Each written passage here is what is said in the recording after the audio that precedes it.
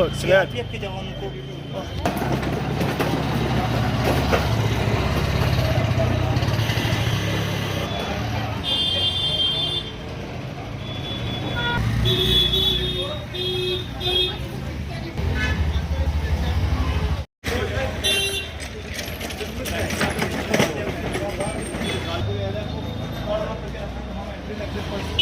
Jammu Kashmir police के साथ मुझे तस्वीर में दिखा